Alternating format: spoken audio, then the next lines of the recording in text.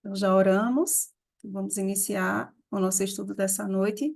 Tema: a Igreja de Deus nos últimos dias. Eu vou compartilhar aqui com vocês a tela, só um instantinho, tá bom?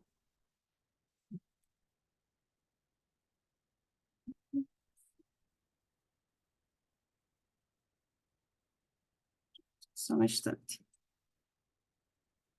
Compartilhar agora, tá bom?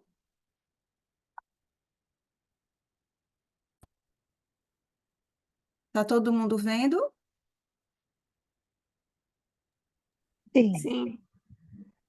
Então, vamos lá. Deixa eu só tirar aqui o vídeo para não ficar. Pronto. Então, gente, esse tema é muito importante, né? Como todos os demais que vimos estudando aqui no decorrer dessas semanas. E já estamos no 4º capítulo. Olha como o tempo passa rápido. E o 4º capítulo traz esse tema, que é a Igreja de Deus nos últimos dias. Então, que igreja é essa, né, que o Senhor escolheu para os nossos dias, para esses últimos dias? Nós estudamos no último capítulo, né, sobre os sinais da volta de Jesus e também sobre o tempo, né, a questão do tempo, sobre a volta, né, relacionado também à volta de Cristo, quando, né, sucederão estas coisas, era o tema do último capítulo, era uma pergunta, e eu achei muito interessante, lendo o livro Grande Conflito, sobre a história desse homem aqui, Joseph Wolff, né, ou em português, né, José Wolff. E José Wolff, ele era filho de judeus, né, ele vinha de uma família de tradição judaica, inclusive o seu pai era um rabino judeu. E desde criança ele começou então a ouvir, né, algumas coisas sobre Jesus, sobre Cristo, e isso começou a despertar nele o interesse, né, pela religião cristã. Só um instantinho aqui, viu? Pronto. Pela religião cristã. Aí o que que aconteceu? Ele cresceu, né? Wolff, ele era conhecido, deixa eu pegar aqui a página, era conhecido como o missionário a todo o mundo.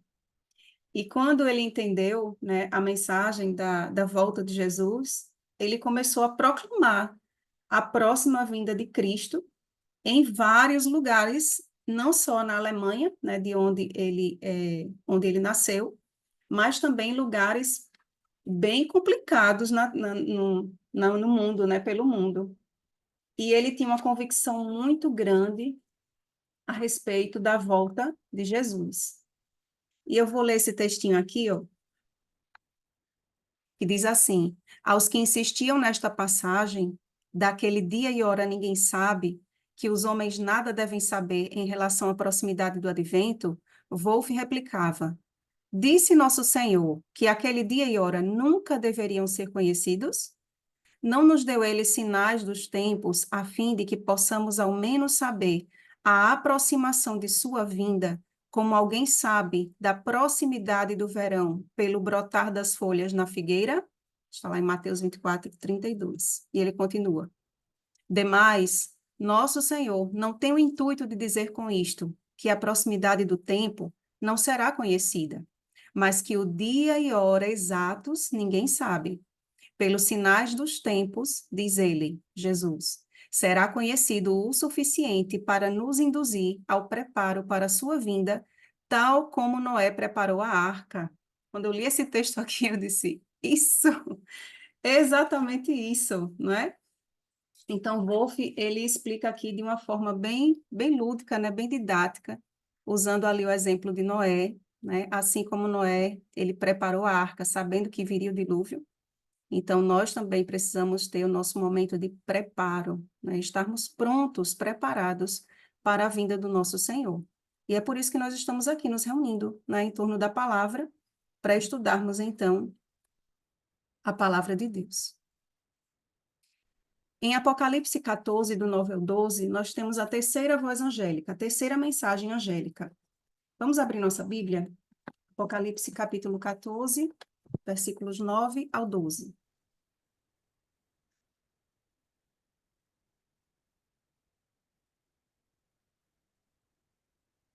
Se alguém achar e puder ler, tá bom? Apocalipse 14, do 9 ao 12, a terceira voz angélica.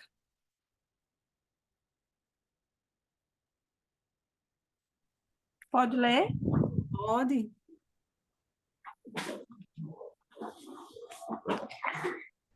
Seguiu-se a estes outro anjo, o terceiro, dizendo em grande voz: Se alguém adora a besta e a sua imagem, e recebe a sua marca na fronte ou sobre a mão, também esse beberá do vinho da cólera de Deus, preparado sem mistura, do cálice da sua ira, e será atormentado com fogo e enxofre, diante dos santos anjos e na presença do Cordeiro.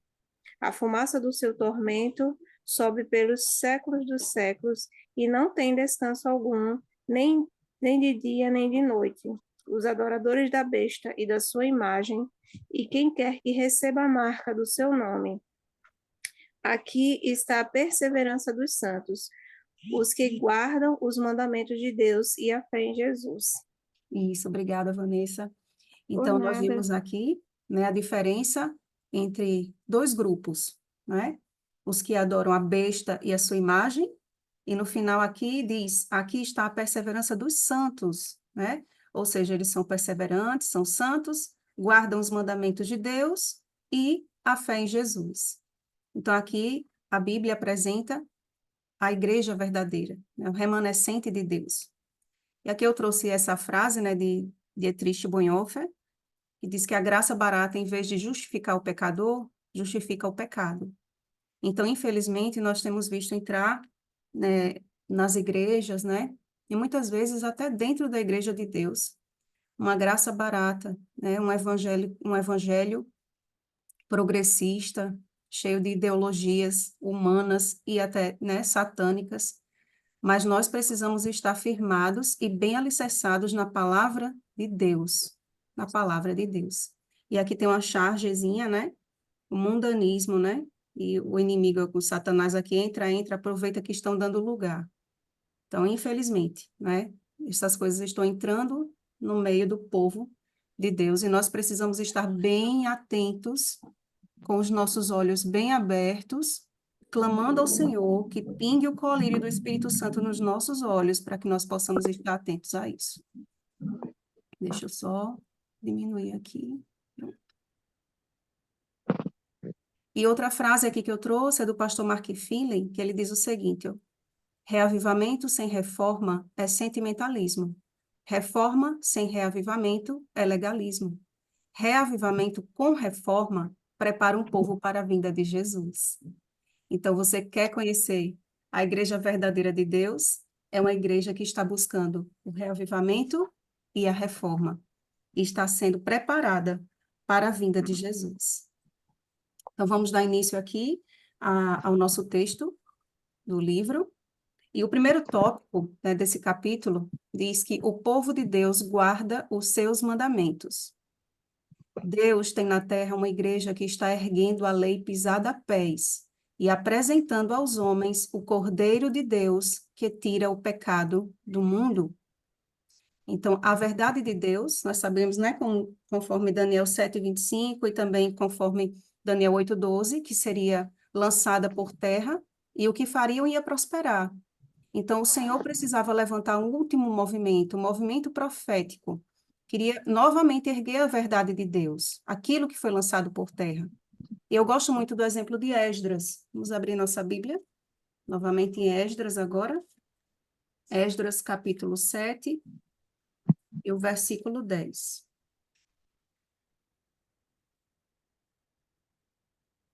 Esdras 7, versículo 10. Esdras, então, ele teve uma grande e solene responsabilidade, que foi conduzir o povo novamente ao assim diz o Senhor. E como foi que Esdras dispôs o coração? Mais algum voluntário ou voluntária para ler conosco? Porque Esdras tinha disposto o coração para buscar a lei do Senhor e para a cumprir, e para ensinar em Israel os seus estatutos e os seus juízos. Obrigada, irmão Adriano.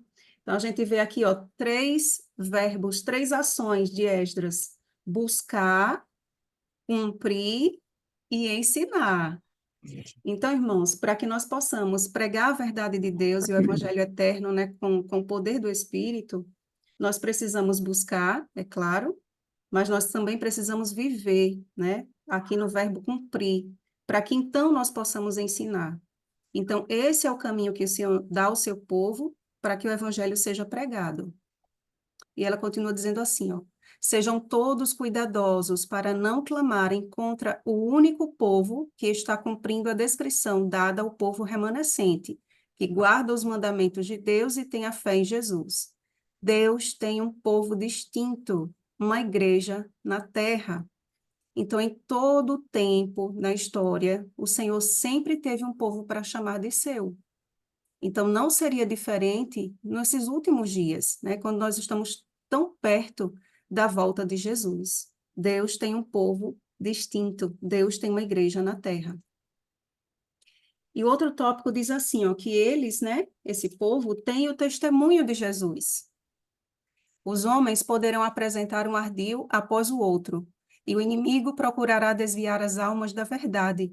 Mas todos os que creem que o Senhor tem falado por intermédio da irmã White e lhe tem dado uma mensagem, estarão livres dos muitos embustes, né, enganos, que surgirão nestes últimos dias. Então, irmãos, nós fazemos parte de um movimento profético. Deus levantou uma profetisa nessa igreja, né, com uma última mensagem a ser dada ao mundo. E onde é que isso está na Bíblia? O que que a Bíblia diz a respeito disso? Vamos ler em Apocalipse, capítulo 12, versículo 17, é um versículo bem conhecido, né, no meio adventista. Apocalipse 12, 17. Eu lembro. Algum outro voluntário para ler? Apocalipse 12, 17 e 19, 10. Vou ler. Irou-se o dragão contra a mulher e foi pelejar com o restante da sua descendência, os que guardam os mandamentos de Deus e têm o testemunho de Jesus, e se pôs em pé sobre a areia do mar. Isso, então, que diz aqui, né? O dragão, ou seja, Satanás, se irou contra a mulher. Mulher, representando aqui a igreja de Deus. E foi pelejar com os restantes, ou seja, o remanescente, né? Os últimos da descendência da igreja do Senhor, que são os que guardam os mandamentos de Deus e têm o testemunho de Jesus. Mas o que é esse testemunho de Jesus? A própria Bíblia nos diz. Apocalipse 19, 10. Pode ler também, viu, Eliane? Por favor. 19:10. Isso. Prostrei-me ante os seus pés para adorá-lo. Ele, porém, me disse: Vê, não faças isso. Sou conservo teu e dos teus irmãos, que mantêm o testemunho de Jesus. Adora a Deus, pois o testemunho de Jesus é o espírito de profecia. Isso. Então, aqui a Bíblia já nos diz, né? Ou seja, uma igreja que guardaria os mandamentos de Deus, né? Todos os mandamentos do Senhor, e que teria, então, também o espírito de profecia, teria o dom profético. Então, essa aqui é a igreja de Deus. E os seus marcos, né? Falando sobre a questão das doutrinas bíblicas. Antes disso, eu só queria reforçar o texto de 2 Crônicas 20, 20, que diz, né? Crede no Senhor vosso Deus e estareis seguros, crede nos seus profetas e prosperareis. Eu vi uma explicação bem interessante do pastor Adolfo Soares, que ele diz que um amigo teólogo, né, que é doutor em teologia e que é mestre na questão da língua hebraica, né? E ele diz assim, que essas duas sentenças, né? Crede no Senhor vosso Deus, estareis seguros, crede nos seus profetas e prosperareis. Uma está ligada à outra. Então, é como se fosse assim, se você crê no Senhor, você vai crer nos seus profetas. E se você crê nos profetas do Senhor, é porque você crê no Senhor. Entende? Então, não pode separar um do outro. Estão entrelaçados, ligados, né? Andam em harmonia. Então, deve ser assim também o nosso entendimento, né, com relação ao chamado de Deus com relação aos seus profetas. E os seus marcos, né, as doutrinas bíblicas com relação a isso diz assim: um dos marcos desta mensagem era o templo de Deus visto no céu, ou seja, aqui o santuário, por seu povo que ama a verdade, e a arca que contém a lei de Deus. A luz do sábado do quarto mandamento lançava os seus fortes raios no caminho dos transgressores da lei de Deus. A não imortalidade dos ímpios é um marco antigo. Não consigo lembrar-me de alguma outra coisa que possa ser colocado na categoria dos velhos marcos.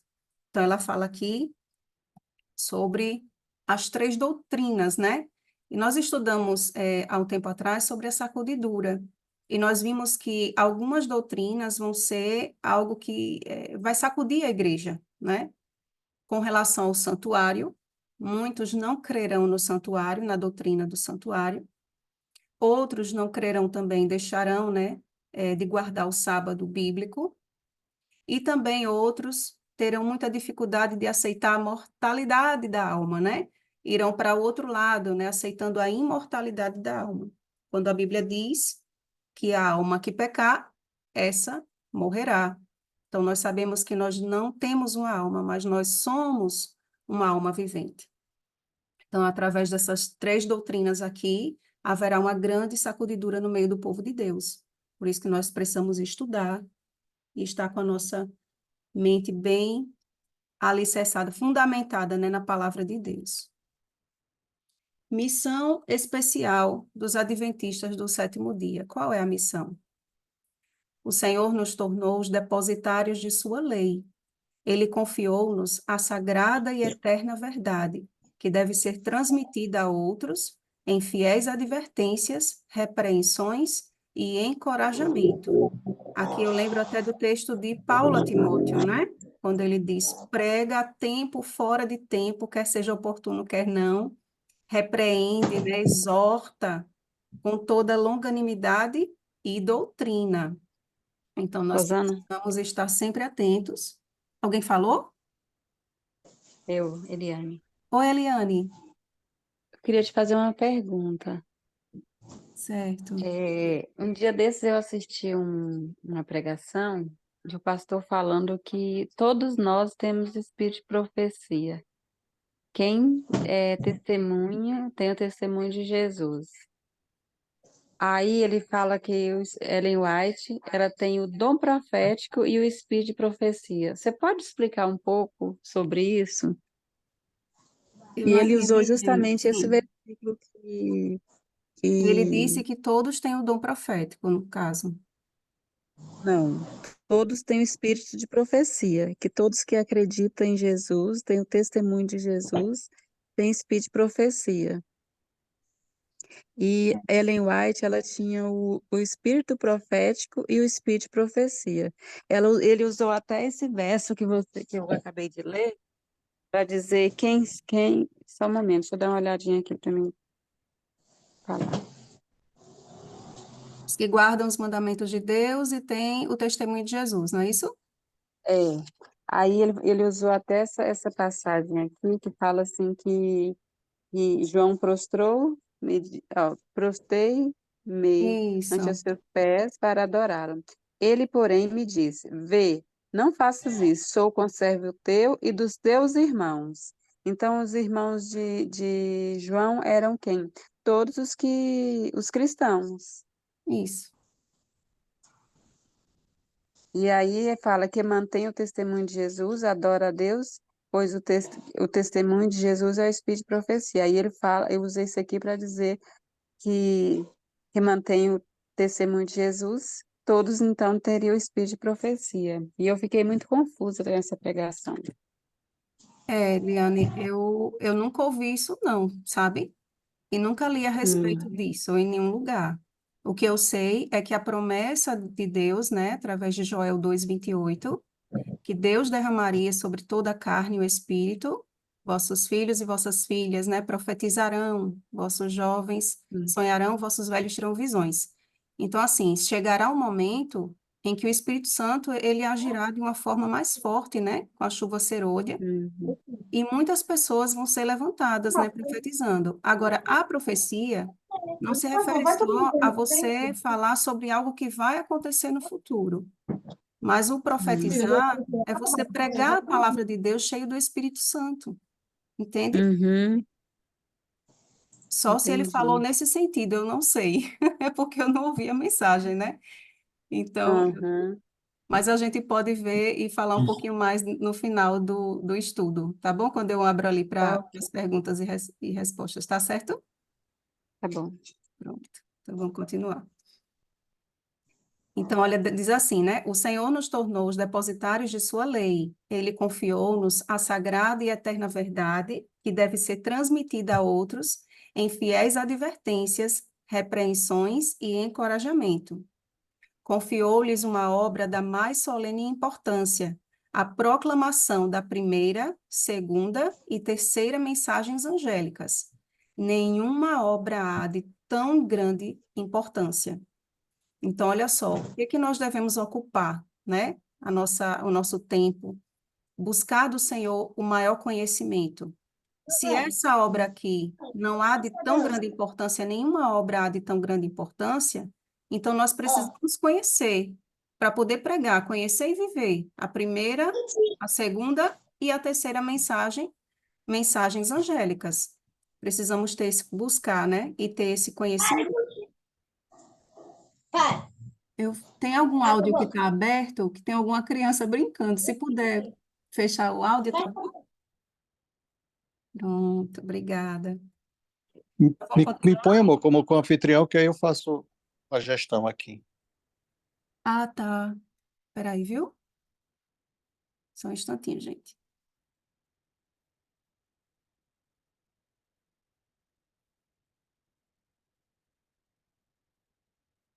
Coloquei, né? Sim. Pronto. Então, continuando aqui, próximo tópico. Por que foi organizada a Igreja Adventista do Sétimo Dia? E ela diz assim: aumentando o nosso número, tornou-se evidente que sem alguma forma de organização haveria grande confusão e a obra não seria levada avante com êxito. Então, foi necessário, né, a organização da igreja, como está em 1 Coríntios 14:40, fazei tudo com ordem e decência. As coisas do Senhor precisam ser feitas com ordem e com decência. A organização sempre será essencial. Não se deve dar autonomia a elementos desordeiros que desejam controlar a obra nesse tempo.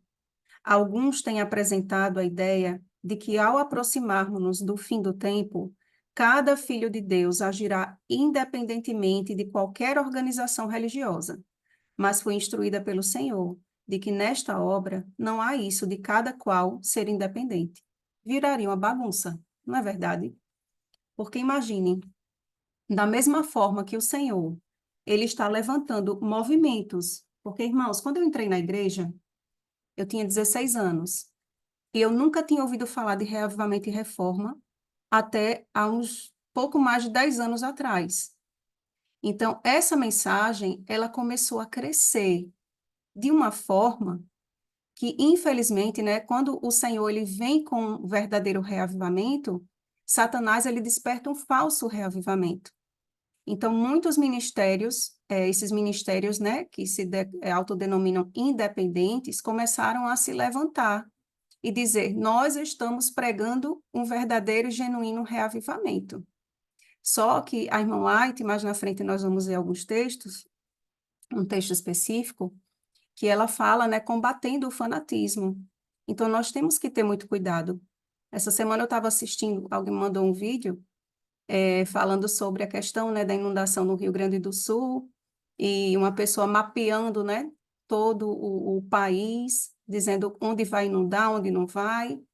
Nós temos mensagens, né, mensagens bem diretas no espírito de profecia quanto ao que vai acontecer no mundo, né? Os elementos da natureza já estão mostrando aí os resultados. Mas nós temos que tomar muito cuidado.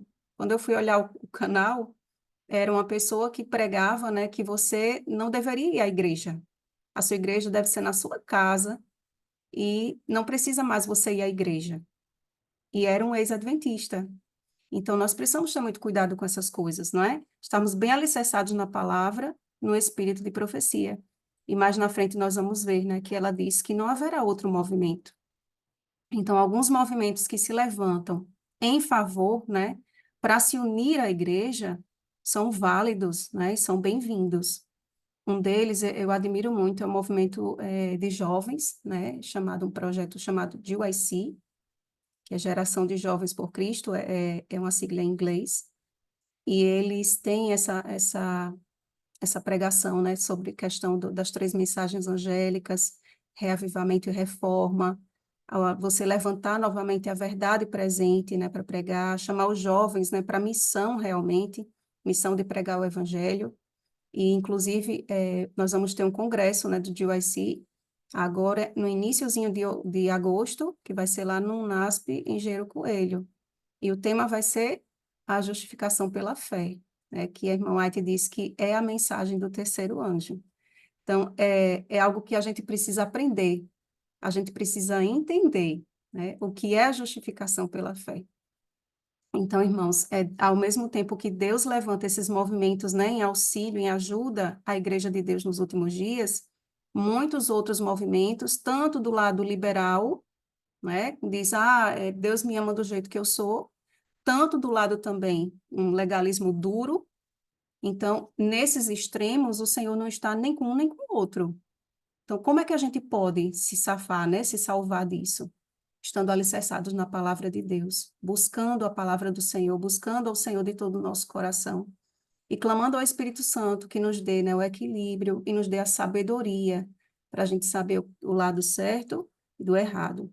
Como é que a gente vai saber se alguma coisa está enganando, está errada? Se nós tivermos o conhecimento da verdade. Porque se a gente tem a verdade, se a gente conhece a verdade, então a gente não é enganado.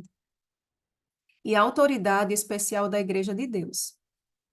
O mais alto poder abaixo do céu concedeu o Senhor à sua igreja. É a voz de Deus em seu povo reunido na qualidade de uma igreja que deve ser respeitada. Então, não é simplesmente uma pessoa, não é um ministro, não é um pastor. É a voz de Deus através do seu povo, né, da sua igreja como um corpo, como o corpo de Cristo, que deve ser respeitada, né? Cristo e sua palavra é o nosso sólido fundamento. Então, nós lembramos ali no finalzinho do Sermão do Monte de Cristo, quando ele compara, né, uma casa ali construída sobre a rocha, né? E ele diz assim, que são aqueles que ouvem e guardam as minhas palavras. Então, nós precisamos ouvir, mas nós também precisamos obedecer à palavra de Deus. Um tempo de debilidade e cegueira espiritual. Deviam ser efetuadas reformas, pois a debilidade e a cegueira espirituais se apossaram das pessoas que tinham sido agraciadas com grande luz e preciosas oportunidades e privilégios. Embora nos esforcemos por preservar a unidade do espírito no vínculo da paz, não deixaremos pela pena, ou seja, pela caneta, né, e pela voz, de protestar contra o fanatismo. Então, o texto aqui que eu tinha falado, né, ela falando sobre esses tipos de movimento, né, que começam a se levantar, mas, embora a gente se esforce, né, por preservar essa unidade do espírito, né, no vínculo da paz, não podemos deixar, né, de protestar contra as coisas erradas que começam a aparecer, mas da forma correta, não é? Clamando ao Espírito Santo que nos ajude, que nos dê oportunidade, e ele abre as portas, viu, irmãos? Ele abre as portas, não duvidem disso.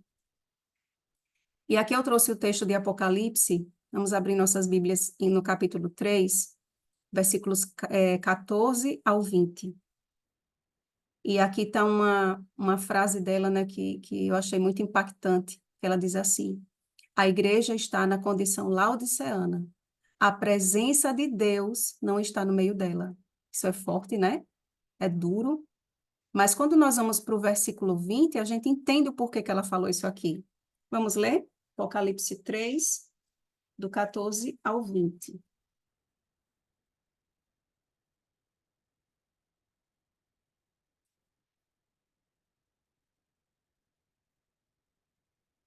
Alguém pode ler?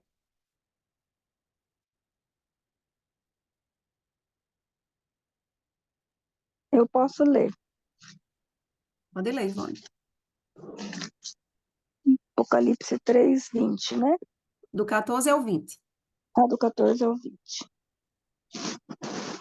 Vamos lá, então.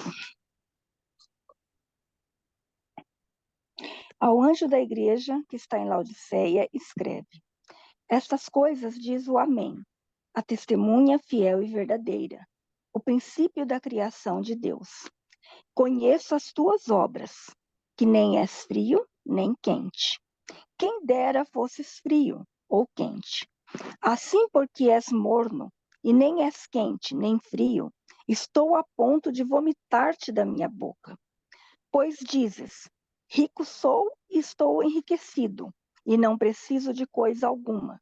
E não sabes que tu és infeliz, sim, miserável, pobre, cego e nu.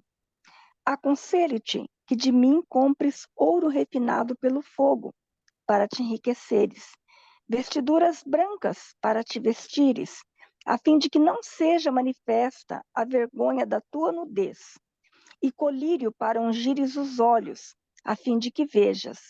Eu repreendo e disciplino a quantos amo. Sê, pois, zeloso e arrepende-te. Eis que estou à porta e bato. Se alguém ouvir a minha voz e abrir a porta, entrarei em sua casa e cearei com ele, e ele comigo. Obrigada, Ivone. Obrigada. Eita situação da última igreja de Deus na Terra, não é?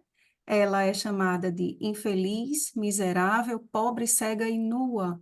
E essa ilustração aqui, né, feiosa, ela traz realmente a situação da igreja de Deus, né? Mas aí o Senhor, ele nos oferta algo muito interessante, ó. Ouro refinado pelo fogo. A irmã White diz que é a fé e o amor, né? A fé que atua pelo amor. As vestiduras brancas, né, que representam a justiça de Cristo, e o colírio, né, para nos dar visão espiritual, o Espírito Santo abrindo os nossos olhos. Então, irmãos, o Senhor nos oferece aqui o caráter de Cristo e diz que ele repreende e disciplina aqueles que ele ama. Então, é uma repreensão, é uma disciplina feita com amor. E o que é mais triste é o início do verso 20. Eis que estou à porta e bato. Ora, se Jesus está à porta, é porque ele está do lado de fora. Então, qual é o apelo do Senhor à sua última igreja? Deixem que eu entre. Se vocês abrirem a porta, né? Se ouvirem a minha voz e abrirem a porta, eu vou entrar na casa de vocês, eu vou cear, eu vou comer com vocês e vocês comigo. Então, esse é o apelo do Senhor para cada um de nós. Abuso de poder na sede da igreja. Então, foram acontecendo algumas coisas, a igreja foi crescendo, e com o crescimento, né, a gente sabe duas coisas, que se você colocar, quer conhecer alguém, coloque na mão dele dinheiro ou lhe dê poder, não é assim? Diz assim, diz o seguinte, é o texto. O poder despótico que se tem desenvolvido, como se a posição tivesse feito dos homens deuses, faz-me temer e deveria causar temor. É uma maldição onde quer e por quem quer que seja exercido. Não é sensato só um homem para presidente da Associação Geral. Deve haver uma divisão do campo, ou se deve idear qualquer outro plano para mudar a presente ordem das coisas. Então, naquele tempo, a igreja foi crescendo, foi crescendo. No início, eles contavam ali, né, logo após o desapontamento, foram crescendo, contavam com as 3.500 pessoas. Imagine, né, uma pessoa ainda consegue dar conta, mas imagine você ir multiplicando o número de conversos. Então, não dava mais para ficar simplesmente na mão de um homem só. E eu vou ler aqui um textinho que diz assim, ó, a Igreja Adventista do Sétimo Dia foi organizada em 1863, com 3.500 membros, meia dúzia de associações locais, cerca de 30 obreiros ministeriais e uma comissão da Associação Geral de 3 pessoas. O presidente da Associação Geral podia muito bem prestar a liderança e os conselhos requeridos por essa pequena organização. Ele podia assistir pessoalmente a toda reunião importante e, além disso, dar atenção pessoal à maioria das atividades relacionadas com a obra de publicações. Tanto é que o esposo de Ellen White, né, o Tiago White, ele também foi um dos presidentes, né, da Associação Geral. Continua dizendo: entretanto, por volta de 1896, a obra da igreja se desenvolvera consideravelmente nos Estados Unidos e também se estendera à Europa, à Austrália e à África. Não era mais possível que um só homem desse adequada supervisão e orientação a uma obra tão ampla. Ellen White recomendou a divisão do campo mundial, de modo que os membros de nossa igreja ao redor do mundo não se dirigissem a um só homem em busca de conselho. Isso foi realizado pela criação de uniões, associações e divisões mundiais. Então, por isso que hoje nós vemos, né, a igreja dividida em missão, associação, união, as divisões mundiais. E quando a igreja precisa tomar, né, as decisões importantes, é feita a conferência geral, que reúne pessoas de todo o mundo, né, representantes da igreja de todo o mundo. Então, foi isso que ela apelou, né, para que acontecesse. Líderes imprudentes não falam por Deus. Isso desses homens se encontrarem num lugar sagrado para serem a voz de Deus para o povo, conforme antes acreditávamos ser a Associação Geral, é algo que já passou. Vamos abrir nossa Bíblia em Atos, no capítulo 15, versículo 6. Eu acho um texto importante e bem interessante para a gente entender o contexto do que ela escreveu. Atos 15, versículo 6. Nós sabemos que tanto Pedro, né, ele começou a pregar aos gentios, como Paulo também, ele foi chamado, né, como pregador aos gentios, ou seja, aqueles que não eram judeus. E a igreja cristã, né, primitiva, começou a crescer, e era necessário que eles tomassem algumas decisões. E como foi que essas decisões foram tomadas, né, por uma pessoa só? Atos, capítulo 15, versículo 6. Posso ler. Pode ler. Então se reuniram os apóstolos e os presbíteros para examinar a questão. Então, olha só, se reuniram os apóstolos, né, e os presbíteros para examinar aquela questão, né, sobre os gentios. O que eles iam pedir dos gentios, né, exigir dos gentios, porque existia ali um grupo, né, convertido ao cristianismo, mas que eles exigiam que os gentios circuncidassem, né? E a circuncisão agora não era mais preciso, porque havia agora o batismo. Então, foi reunida ali aquela comissão, não foi uma pessoa só, não foi só Pedro, não foi só Tiago, mas foi uma comissão, né, da igreja. Assim como quando houve aquela questão das viúvas, né, helenistas, os discípulos disseram, escolham 7 homens, né, cheios do Espírito de Deus, para servirem de diáconos. Então, é necessário, chega uma hora que é necessário, né, que essa organização seja feita, seja realizada.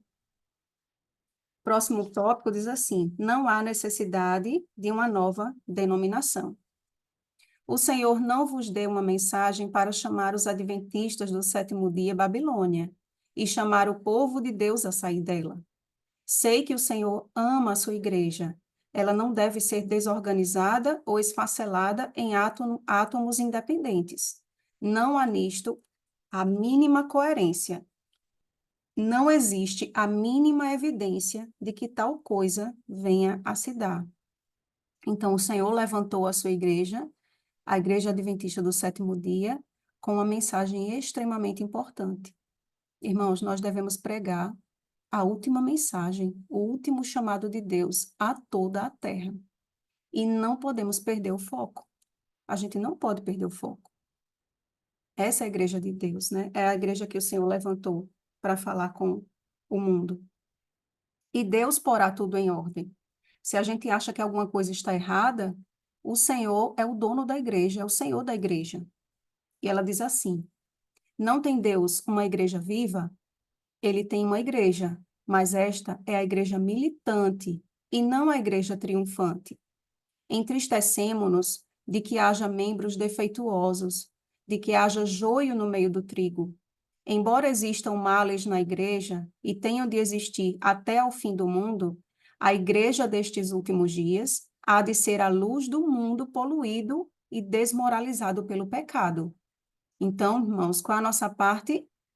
Ser a luz do mundo. Clamar ao Espírito Santo que sejamos trigo. Mas como nós vimos lá no estudo da sacudidura, né, como é que um trigo vai se peneirar ou vai peneirar alguma coisa? Não. É o agricultor, é o Senhor, né, que no devido tempo vai peneirar e vai tirar o joio do meio do trigo. A igreja, débil e defeituosa, precisando ser repreendida, advertida e aconselhada, é o único objeto na terra ao qual Cristo confere sua suprema consideração. Olha que coisa linda, não é? É o único objeto na terra ao qual Cristo confere sua suprema consideração. Por quê? Porque, como eu falei, nós temos uma mensagem muito importante. Nós somos chamados para pregar, né, a última mensagem ao mundo, chamar as pessoas ao arrependimento, porque está próximo o reino dos céus. E é recomendada a distribuição de responsabilidades. O que necessitamos agora é de reorganização. Precisamos começar pelos alicerces e edificar sobre um princípio diferente. Deve haver mais de 1, 2 ou 3 homens para atender a todo o vasto campo. A obra é grande e não há uma mente humana que por si só possa planejar a obra que precisa ser efetuada. Então, as responsabilidades precisam ser divididas, né? A obra é grande, a seara é grande, e o Senhor mesmo diz, né? Orai para que o Senhor mande mais ceifeiros para a sua obra. E aqui eu trouxe o exemplo de Jetro. Jetro, ali no capítulo 18 do livro de Êxodo, se você quiser ver a história, Êxodo 18, do 13 ao 27, diz que Jetro, né, que era sogro de Moisés, ele vai levar de volta, né, para Moisés, ali no deserto, Zípora, né, esposa de Moisés, e seus filhinhos. E quando ele chega lá, ele vê uma cena, assim, desesperadora, porque ele vê Moisés diante de uma multidão de aproximadamente 2 milhões de pessoas, e ele tendo que atender cada caso que acontecia ali no meio do povo. Então, ele era o juiz de todo Israel.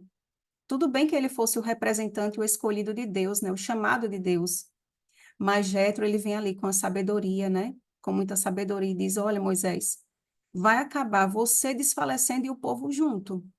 Você precisa nomear homens, né, cheios do Espírito, que possam atender, ser auxiliares, né, nessa obra. E ali ele chama, né, a Bíblia diz que ele chama chefes de 1.000, chefes de 100, de 10, né, e assim vai. E a obra de Moisés, então, é aliviada. Então, da mesma forma, a irmã White recomenda aqui, né, que a gente possa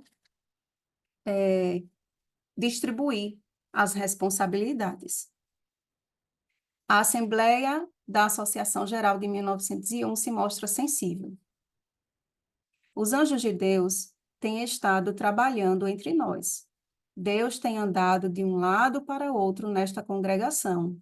Desejo que cada um de vós se lembre disso, e desejo que vos lembreis também de que Deus disse que curaria as feridas de seu povo.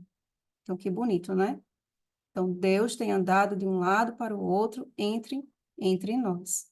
Então, ele escreve isso aqui para aquela assembleia que estava acontecendo na Associação Geral e diz que Deus iria curar as feridas do seu povo. Então, da mesma forma, o Senhor deseja realizar isso, né, no nosso meio, no meio da igreja hoje.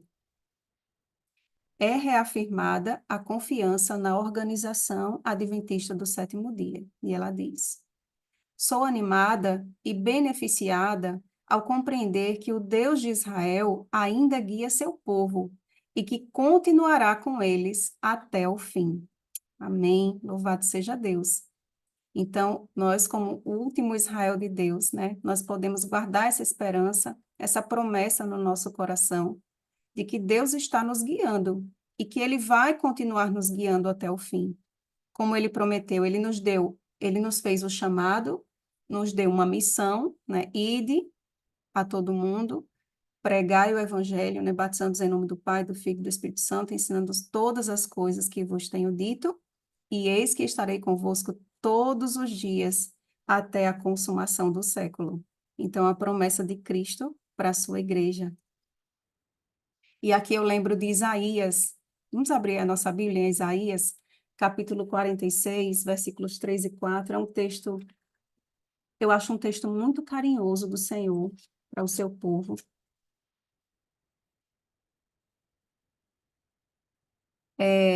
Tem aquela história, né, que muitos contam, que uma pessoa estava andando na areia, as pegadas na areia, que chamam, né, aquele poema. E, de repente, a pessoa olha e vê, né, dois pares de pegada, mas nos momentos mais difíceis, só vê um par de pegadas.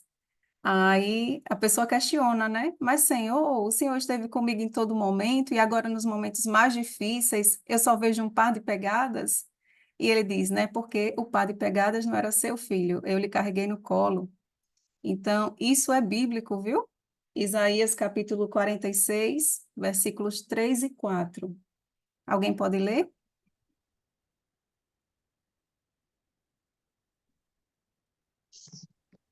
Posso? Pode. Isaías 46, verso 3. 3 e 4. Ouvi-me, ó, hã? 3 e 4. Ouvi-me, ó casa de Jacó, e todo o restante da casa de Israel. Vós, a quem desde o nascimento carrego e levo nos braços, desde o ventre materno, até a vossa velhice, eu serei o mesmo, e ainda até as cãs eu vos carregarei. Já o tenho feito, levar-vos-ei, pois carregar-vos-ei e vos salvarei. Que Obrigada, lindo! Ivone, que lindo. Amém. Louvado seja Deus. Então, ele diz aqui, né, que ele esteve com seu povo desde o nascimento, carregando.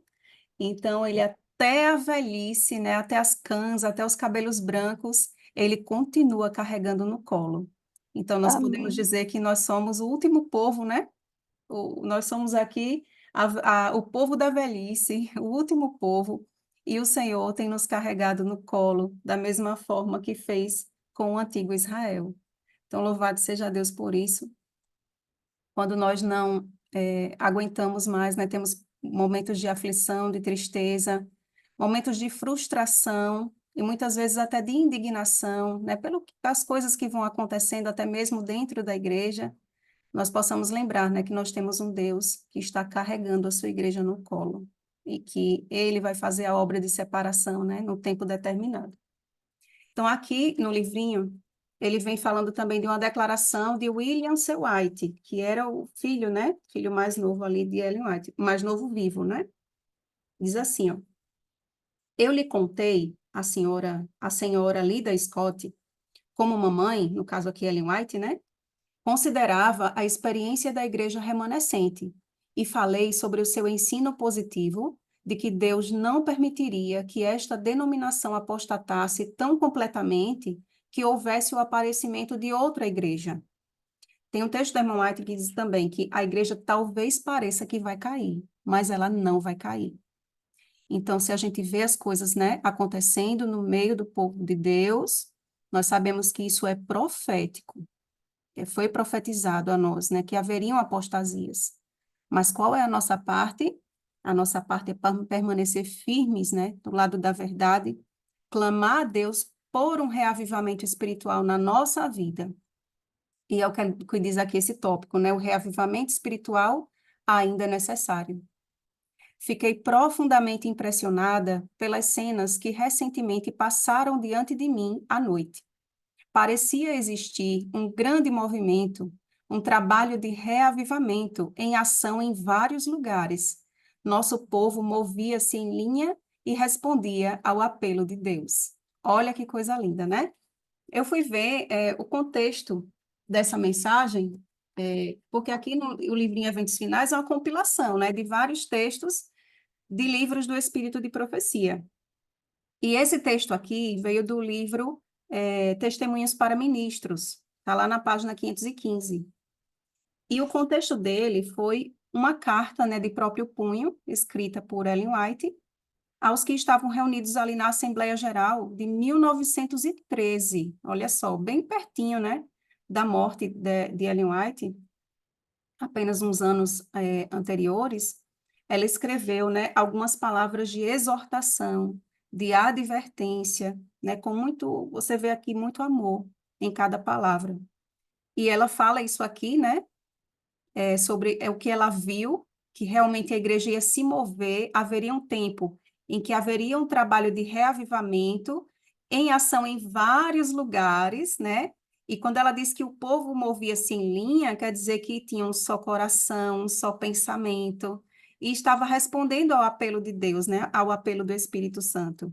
E ela continua aqui no livro dizendo assim: meus irmãos, o Senhor está falando a cada um de nós. Não ouviremos sua voz?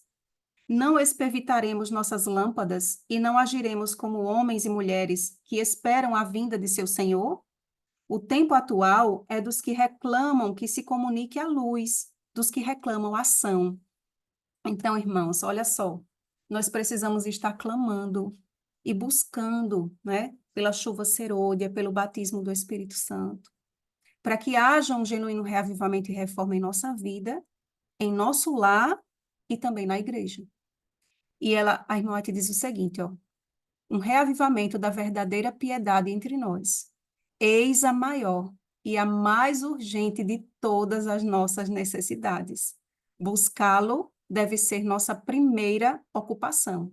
Então, lembram lá da frase, né, lá no início, do pastor Mark Feeling, que diz que um reavivamento sem reforma é sentimentalismo. Uma reforma sem reavivamento é legalismo. Mas quando o povo de Deus se harmoniza no reavivamento junto com a reforma, então o povo está se preparando para a vinda de Cristo. Então é isso aqui que nós precisamos nos ocupar, tanto de forma pessoal, né, na nossa comunhão com Deus, buscando a Deus de todo o nosso coração, como o Senhor ordenou a Israel, né?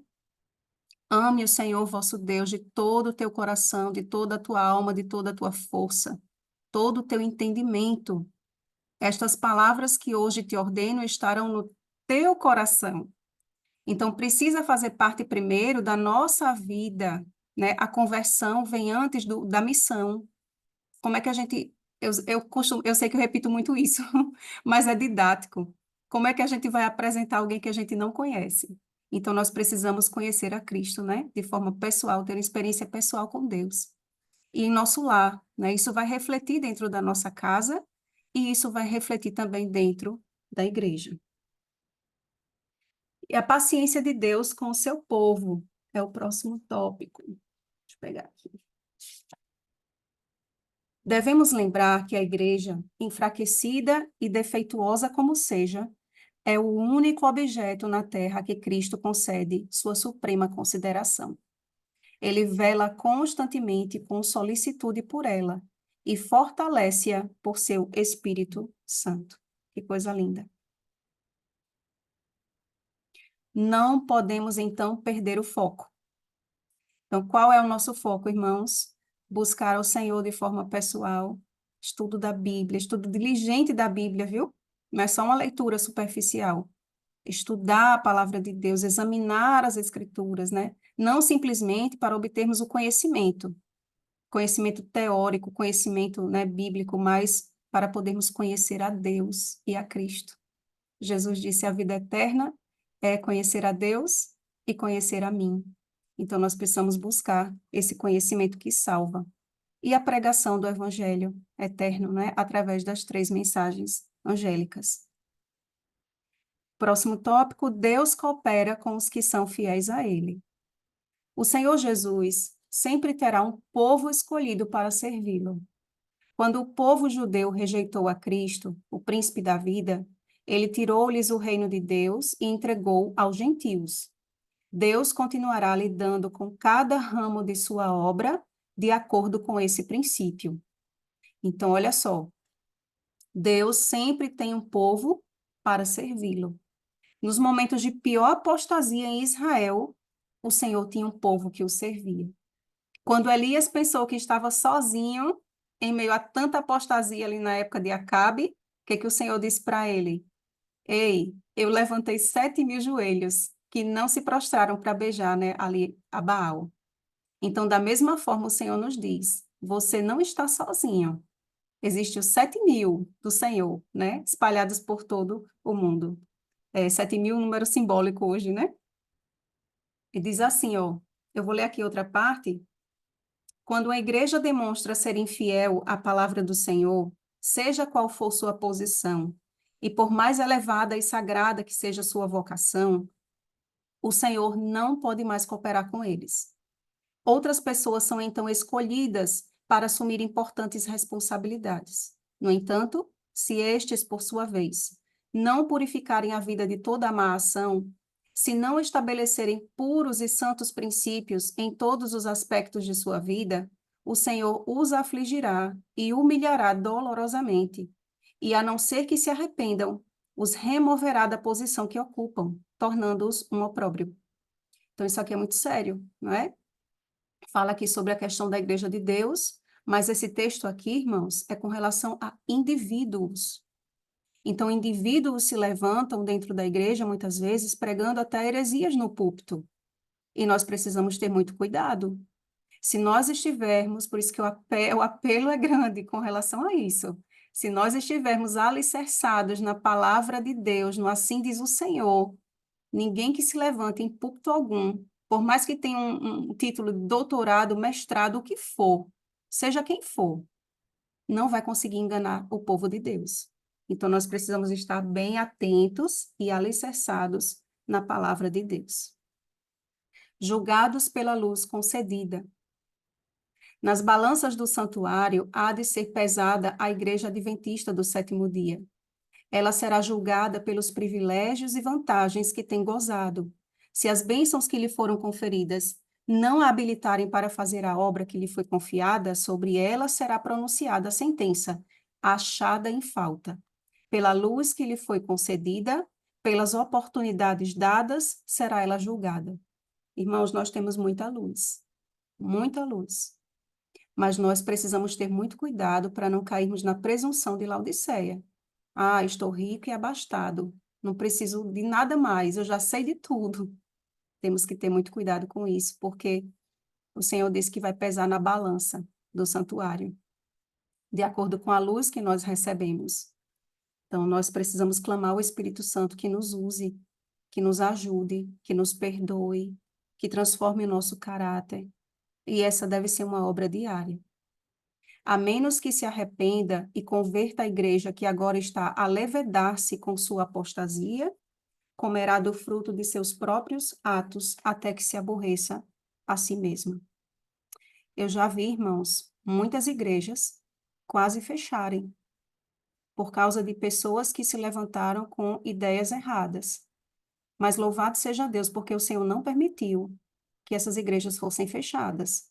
Mas ele simplesmente retirou o que estava fazendo mal, trouxe outras pessoas para reerguer, e hoje eu vejo as igrejas, graças a Deus, reerguidas. Por isso que se trata, né? Não se trata da instituição, se trata de pessoas que se levantam com mensagens erradas. E a história de Israel, uma advertência para nós. Nestes últimos dias, o povo de Deus será exposto aos mesmos perigos que o antigo Israel. Os que não aceitarem as advertências que Deus dá cairão nos mesmos perigos que o antigo Israel e não poderão entrar no descanso por causa da incredulidade. Irmãos, nós temos que ter muito cuidado com essa questão da incredulidade. Nós precisamos acreditar, crer na palavra de Deus. E esse crer vem pelo ouvir, né? Como diz na Bíblia, e o ouvir a palavra de Deus. Por isso que a gente precisa estar sempre em contato com a Bíblia, com a palavra. Vamos ler o que está escrito em Hebreus, capítulo 3, versículos 12 ao 14. Estamos partindo para o fim, tá bom? Hebreus 3, 12 ao 14. E 1 Coríntios 10, do 1 ao 13. Eu vou pedir, amor, você lê 1 Coríntios 10, do 1 ao 13. Leio. E outra pessoa que puder ler Hebreus 3, do 12 ao 14.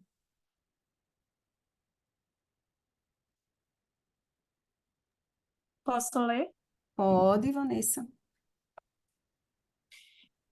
Tende cuidado, irmãos, jamais aconteça haver em qualquer de vós perverso coração de incredulidade que vos afaste de Deus vivo. Pelo contrário, exortai-vos mutuamente cada dia durante o tempo que se chama hoje, a fim de que nenhum de vós seja endurecido pelo engano do pecado. Porque nos temos tornado praticantes de Cristo, ou participantes de Cristo, se de fato guardarmos firmes até o fim a confiança que desde o princípio tivemos. Isso. Obrigada, Vanessa. Então, Por aqui a gente nada. precisa ter cuidado, não é? Com a incredulidade, nos exortarmos uns aos outros, né, a cada dia, durante o tempo que se chama hoje, e guardar firme que nós cremos desde o princípio, ou seja, não perder a fé. Agora, 1 Coríntios 10, do 1 ao 13. Ora, irmãos, não quero que vocês ignorem que os nossos pais estiveram todos sob a nuvem, e todos passaram pelo mar, e todos em Moisés foram batizados tanto na nuvem como no mar. Todos eles comeram do mesmo alimento espiritual e beberam da mesma bebida espiritual, porque bebiam de uma pedra espiritual que os seguia, e a pedra era Cristo. Mas Deus não se agradou da maioria deles, razão pela qual ficaram prostrados no deserto. Ora, estas coisas se tornaram exemplos para nós, a fim de que não cobicemos as coisas mais como eles cobiçaram. Não sejam idólatras, como alguns deles foram, conforme está escrito. O povo assentou-se para comer e beber, e levantou-se para se divertir. E não pratiquemos a imoralidade, como alguns deles o fizeram e caíram mortos num só dia, 23.000. Não ponhamos Cristo à prova, como alguns deles fizeram e foram mortos pelas serpentes. Não fiquem murmurando, como alguns deles murmuraram e foram destruídos pelo exterminador. Até o 3, né, amor? Até o 13, isso. Estas coisas aconteceram com eles para servir de exemplo e foram escritas como advertência a nós, para quem o fim dos tempos tem chegado. Por isso, aquele que pensa estar em pé, veja que não caia. Não sobreveia a vocês nenhuma tentação que não fosse humana, mas Deus é fiel e não permitirá que vocês sejam tentados além do que podem suportar. Pelo contrário, juntamente com a tentação, proverá livramento para que vocês a possam suportar. Obrigada. Então, olha só, vê, né, a advertência, né, do apóstolo Paulo à igreja. E a gente vê que até Paulo, ele acreditava, né, que ele estava vivendo ali no fim dos tempos. E então, irmãos, essa advertência aqui é para nós, né? Essas coisas foram escritas para nós que estamos realmente no tempo do fim. E aquele que está em pé, veja que não caia. Então, nós precisamos fazer um autoexame, né? Em outro texto, Paulo diz: examinai-vos a vós mesmos. Então, parar de voltar os nossos olhos, né, para fora e voltar para dentro e para cima. Porque quando a gente volta para dentro, a gente vê nossa imperfeição. Mas não é para ficar sempre dentro, senão a gente desmorona, a gente desanima. Mas quando a gente olha para dentro, né, por uma obra do Espírito Santo para transformar o nosso caráter, então ele nos eleva, né, a olhar para cima, para Cristo, o autor e consumador da nossa fé. A igreja militante é imperfeita. A igreja militante não é a igreja triunfante e a terra não é o céu. Olha que interessante. Uma igreja militante, irmãos, é uma igreja que está em guerra. Então, a situação de guerra não é uma situação agradável, é uma guerra. E a terra não é o céu. Louvado seja Deus por isso. Então, nós vamos ter lutas ainda aqui nessa terra, mas o Senhor, como diz Paulo ali em Coríntios, é fiel, né? E está conosco. A igreja se compõe de homens e mulheres errantes e imperfeitos, que são apenas alunos na escola de Cristo, a fim de serem adestrados, disciplinados, educados para esta vida e para a futura vida imortal. Então, irmãos, a pergunta é: vamos permitir que o Espírito Santo nos transforme? Vamos permitir que a obra do Senhor seja realizada na nossa vida diariamente, porque a santificação é um processo, né? Como a vereda do justo é como a luz da aurora, que vai brilhando mais e mais até ser dia perfeito. E nós vamos permitir que o Espírito Santo realize essa transformação, essa santificação diária na nossa vida. Daniel capítulo 12, versículo 10, eu vou ler aqui, tá bom? Muitos serão purificados, embranquecidos e provados. Então, nós vamos passar, irmãos, por momentos difíceis, assim como muitos, né, passaram na antiguidade, como a igreja cristã foi perseguida, a igreja primitiva, como os reformadores foram perseguidos severamente. Nós estamos estudando isso na lição da Escola Sabatina, no livro Grande Conflito. Que realidade dura eles tiveram que viver, mas, ao mesmo tempo, pessoas que iam para a fogueira louvando a Deus. Então, nós precisamos dessa fé na nossa vida também hoje. Sabem por quê? Porque o texto de Daniel continua dizendo assim, ó: mas os perversos procederão perversamente e nenhum deles entenderá. Entenderá o quê? O que nós estamos vivendo nesses últimos dias. Mas os sábios entenderão. Então, nós precisamos buscar a sabedoria divina, porque a sabedoria do homem é loucura. Nós precisamos buscar a sabedoria de Deus. Para terminar, a igreja triunfante será fiel e semelhante a Cristo. A obra está prestes a concluir-se. Os membros da igreja militante que se houverem demonstrado fiéis, tornar-se-ão a igreja triunfante. Nós precisamos do caráter de Jesus na nossa vida. E ela diz assim, ó: a vida de Cristo estava imbuída da divina mensagem do amor de Deus e anelava intensamente transmitir esse amor aos outros em abundante medida. O seu semblante irradiava compaixão e sua conduta caracterizava-se pela graça, humildade, verdade e amor. Todo membro de sua igreja militante deve manifestar as mesmas qualidades se deseja fazer parte da igreja triunfante. Devemos ser completamente transformados à semelhança de Cristo.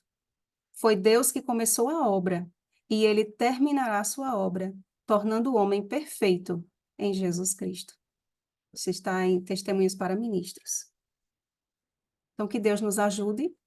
E o nosso próximo estudo, o próximo capítulo, que é o capítulo 5, vai nos ajudar justamente sobre isso. Como nós podemos conseguir o caráter de Cristo na nossa vida? Então, nós vamos estudar sobre a vida devocional do remanescente. Que Deus nos abençoe, que Ele nos conceda o seu Espírito, que nós possamos estar reunidos aqui mais uma vez, semana que vem, para juntos aprendermos mais a palavra de Deus. Deixa eu só pausar aqui.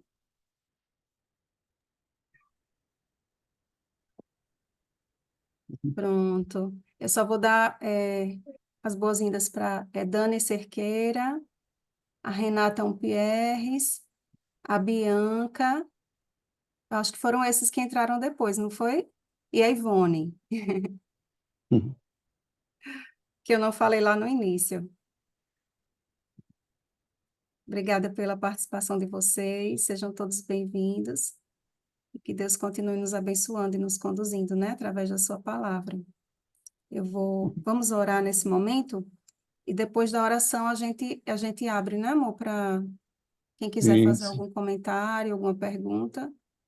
Pronto. Vamos orar então? Oremos. Querido Deus e Pai, nosso Senhor, nosso Redentor, nós te agradecemos, Senhor, por mais um estudo, por termos nos reunido aqui, Senhor, em torno da Tua palavra, em torno dos testemunhos que o Senhor nos deixou, Senhor, nesses últimos dias. Querido Deus, sabemos que o Senhor levantou um último movimento profético, uma última igreja, para proclamar a Tua última mensagem ao mundo. Senhor, estamos muito perto da volta de Jesus, e nós queremos estar prontos, Senhor, preparados, juntamente com a nossa família, também com a Tua igreja, para te encontrar nas nuvens do céu. Querido Pai, transforma o nosso coração. Vê se em nós, Senhor, algum caminho mau, e nos guia, Senhor, pelo caminho eterno. Como Daniel, Senhor, nós clamamos a Ti, ó Senhor, ouve, ó Senhor, perdoa. Ó Senhor, atende-nos e age. Não te retardes por amor de Ti mesmo, Deus meu, porque a Tua igreja e o Teu povo são chamados pelo Teu nome.